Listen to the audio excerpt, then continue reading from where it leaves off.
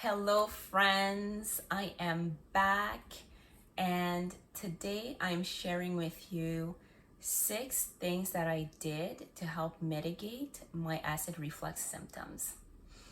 I know that you'll think some of these, maybe I went too extreme about it, but you need to understand that I was in a place of so much suffering and just needing some relief. So if you've been following my story, you'll know that I had acid reflux for a number of years, and for a bit of them I was on acid blocker medication, but after a while my doctors didn't want to prescribe them to me and encouraged me to find natural methods to manage my symptoms. I was really young at the time, and basically what the doctor shared with me is that the research showed long-term use of these acid blockers was detrimental to health. The first thing that I did is to stop chewing gum. And well, first it was like I just stopped chewing mint gum, but eventually I just stopped chewing gum altogether. And that was for a few reasons. One, because I realized my body was intolerant to any type of processed food. So because gum is not entirely natural, I decided to cut it out. I also decided to cut it out because my body was intolerant to sugars, to processed sugars. So any type of white sugar or a chemical sugar, if I ingested something that had that, immediately I had a reaction. And I had either heartburn or some other symptom that was really annoying. And the third reason that I stopped chewing gum is to reduce the risk of ingesting a liquid with mint. If you don't know by now, mint has an effect of relaxing the lower esophageal sphincter, which is that barrier between your esophagus and your stomach.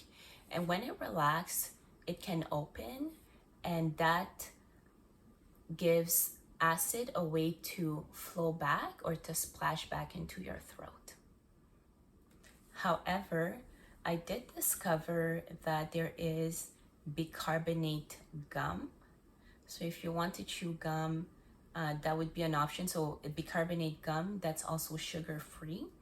And the benefit of that would be that chewing gum promotes the creation of saliva, but also the bicarbonate helps to neutralize the acid. So if you're swallowing that saliva, then apparently it can help reduce some of your symptoms. I wouldn't know, I haven't tried, but if you have, let me know how that goes for you.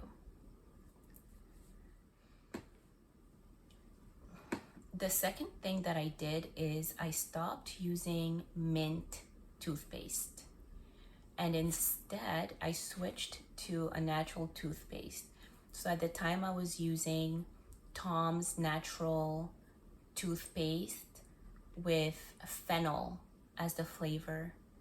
The flavor was actually really pleasant and subtle. It smelled so good. So I used that instead, and again, that was to reduce the risk of ingesting a minty liquid because I didn't want any reflux happening from having a relaxed lower esophageal sphincter. And also, I wanted to reduce the amount of chemicals my body was exposed to and the amount of chemicals I was absorbing. So I cut that out completely. The third thing that I cut out is mouthwash. Especially, like I've only used mint mouthwash. I actually didn't know any other type existed, but I stopped using it, and that was again because of the minty liquid and to reduce the number or the amount of chemicals my body was absorbing. And instead of using mouthwash, I just brushed my teeth more often. So fourth thing that I did is I learned to wash my food better with meats, fruits, vegetables. I cleaned them so much more. With meat and fish, I learned to clean them properly to kill the bacteria and all the impurities using lemon, ginger, vinegar, and salt. For fruits and vegetables, I have a fruit and vegetable spray that you can easily get at any health food store and some grocery store chains. I'll link the one that I was using in the comments below so that you have a reference. And that was amazing. I actually didn't know how dirty fruits and vegetables can be. Of course, I used to wash them with water, but actually using that spray, you can see all the yuckiness in the water. Like, it actually changes color. And when you take out your fruits and vegetables, they're so much more vibrant. And you can actually tell that there's less wax or less of whatever product was sticking to the skin. So that really, it just makes me feel better. I don't know if it has anything to do on my health, but just knowing that the fruit and vegetable is cleaner gives me a lot of peace of mind to know that I'm ingesting good food and also that I'm feeding my family clean food. One more thing that I did, sometimes I eat canned food, like for tuna, sardines, sometimes chickpeas. So before I open the can, I wash the top properly where I'm going to open it and the surrounding area. And I do that because I realize food travels a long way sometimes. It goes through many hands, many machines. It goes through storage facilities, and sometimes it sits there. Sometimes there's rodents running around in places. So when you open the can and the oil or the liquid splashes on the top that's exposed to the outside and then drips back in, that makes me feel that it's taking with it back a lot of bacteria and all kinds of germs into the food. And it gives me a really icky feeling now. So I always clean the can before I open it. One other thing that I do with food is, even if I'm not using the skin of something, like if I'm cutting watermelon or cucumber, whatever, and I'm not using the skin, I will still wash the entire fruit on the outside because I'm touching it with my hands, my knife is cutting through it, and I don't want to take anything on the outside into the inside of my fruit. So I always make sure to wash it, even if it's just with a sponge and dish soap, and scrub it really, really, really well, as if I'm washing the dishes, and then I cut through it. The fifth thing that I did to manage my symptoms is that I stopped drinking cold drinks. And instead, I drink only warm, hot, or room temperature liquids. And I do that following the principles of traditional Chinese medicine that talks about the digestive fire being a furnace and it needing heat in order to function properly. So when you drink a cold drink like iced tea or just something cold, it dampens the fire that's burning, and then your digestive system isn't as strong. So because it's weaker, it also cannot process the food or digest what it needs to as effectively. So I always drink warm, hot, or room temperature liquids. The sixth tip that I'm going to share with you that I did is that I actually boil all the water that I drink. And that's an extra step that I do to just be kind to my body and to make sure that I'm not ingesting any additional bacteria or any type of viruses that could be detrimental to my health, or that my digestive system will need to work overtime to eliminate. So those are my 6 tips, and I'll give you a small recap just before I move forward to just review what I discussed with you. So the things that I did: 1, I stopped chewing gum, just to reduce the amount of processed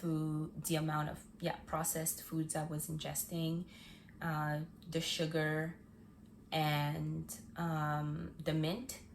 Same goes with that I stopped using mint toothpaste and mouthwash, again to reduce the amount of chemicals and to eliminate that potential to swallow a minty liquid, which could relax my lower esophageal sphincter so much that acid splashes back, and then I have heartburn. One more thing that we discussed is that I wash my food properly, so meat and fish gets cleaned really well before cooking. And sometimes one thing that I missed to say about the meat is that for some meats, especially with the bones, I pre-boil them so that all the impurities float to the top, and you can actually see it foam up, and sometimes it's even like blue or green. So you can remove it, wash your meat, and then cook it properly, and meat tastes so good and clean and fresh and light. One more thing, what else did we discuss? I talked about cleaning the cans and cleaning the outside of fruits and vegetables before cutting into them. The last thing, actually 2 more things that I did: drink hot water or warm or room temperature to not tamper with the fire of the digestive system. And then the last thing I discussed is that I always boil my water now before drinking it. And the reason is to kill the bacteria and the viruses that live in the water that could cause my digestive system to work overdrive. So I know that maybe for some people what I said sounds extreme. And like I said at the beginning of the video, I was in a space where I just needed some relief, and it needed to come from somewhere. So I had to eliminate any possibility or any opportunity of substances causing me harm and making my digestive system work harder than it needed to. So I used those tips that I shared with you to support my digestive organs, so that, let me know what you think about what I shared with you.